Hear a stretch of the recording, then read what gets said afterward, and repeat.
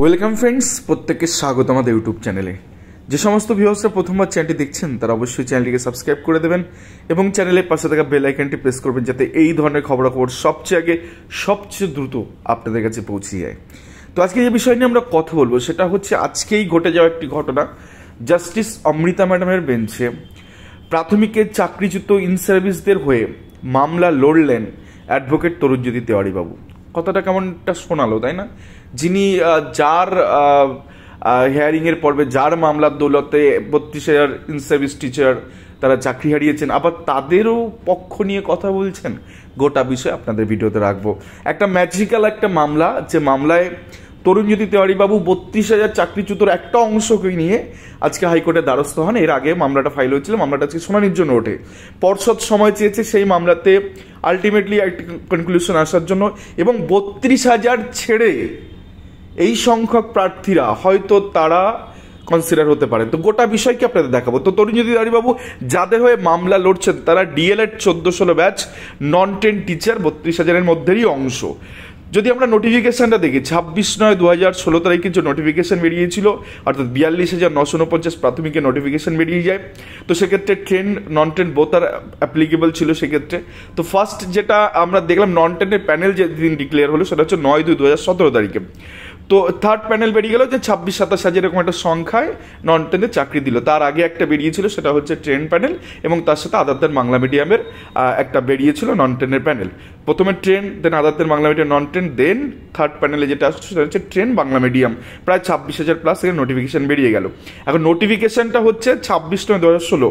D.El.Ed 14-16 দিকে যদি আমরা তাকাই তাহলে 6/12/2016 তারিখে ডিএলএড 14-16 ব্যাচের পার্ট 1-এর রেজাল্ট ডিক্লেয়ার হয়। তাহলে নোটিফিকেশন 26/9, সেখানে পার্ট 1-এর রেজাল্ট বেরোচ্ছে 6/12/2016 তারিখে। সেকেন্ড যদি আমরা পার্ট 2 রেজাল্ট দেখি 23/8/2017 সাল, অর্থাৎ নোটিফিকেশনের বেশ প্রায় 11 মাস পরে গিয়ে রেজাল্ট বেরোয়। তো সেই হিসাবে কিছু সংখ্যক প্রার্থী, বেশ কিছু সংখ্যক প্রার্থী তারা 42,949-এ পার্টিসিপেশন করেন এবং তারা অ্যাজ এ নন 10 হিসাবে সেখানে ট্রিট হন এবং তারা তাদের মেরিটের ভিত্তিতে তারা চাকরিটা পান। তো তারা অ্যাজ এ নন 10 হিসাবে তারা প্যানেলের মধ্যে ঢুকে গেল।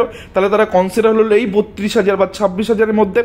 এবার প্রাথমিক শিক্ষা পর্ষদ কিছু আন্দোলনের চাপে বা অন্য কোনো স্ট্র্যাটেজি নিয়েছিল, যার জন্য 2/11/2017 তারিখে এই 14-16 ব্যাচকে অ্যাজ এ ট্রেন্ড হিসেবে ডিক্লেয়ার করলো। একটা ম্যাজিক্যাল নোটিশ দিল। সে নোটিশ দিয়ে প্রাথমিক শিক্ষা পর্ষদে সার্টেন কিছু ডেট বেঁধে দিল। ওই সময় ডেটের মধ্যে গিয়ে যারা 14-16 ব্যাচ তারা যারা অলরেডি নন 10 হিসেবে চাকরি পায়নি, তখন তাদের মেরিট কম আছে, তার জন্য তারা পায়নি, তারা ছিটকে গেছে 32,000 বা 26,000 থেকে। তারা ওই টাইমে আন্দোলন করে চলে গেল প্রাথমিক শিক্ষা পর্ষদে এই নোটিফিকেশন দেখে, এবং সেখানে গিয়ে তারা ডকুমেন্ট সাবমিট করলে তারা পরবর্তী ক্ষেত্রে 14-16 ব্যাচ অ্যাজ এ ট্রেন্ড হিসাবে এই যে 32,000 মামলা বাতিল হলো, তারা যেহেতু ট্রেন্ড তাদের সার্টিফিকেটটা দিয়ে চাকরিটা পেয়েছে, তো তারা কি করলো, তারা কিন্তু চলে গেল 32,000 বাদ দিয়ে যে সংখ্যক ট্রেন্ড তাদের মধ্যে।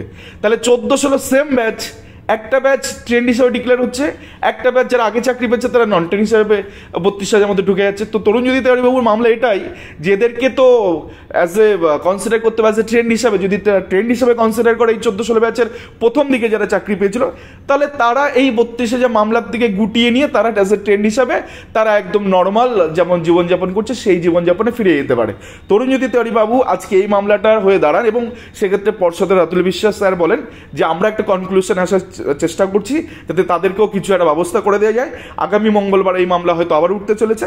অর্ডার কপি আসলে বোঝা যাবে কোন দিকে যাচ্ছে গোটা বিষয়টা। তো আশা করি বিষয়টা আমরা বুঝতে পেরেছেন। ধন্যবাদ সকলকে।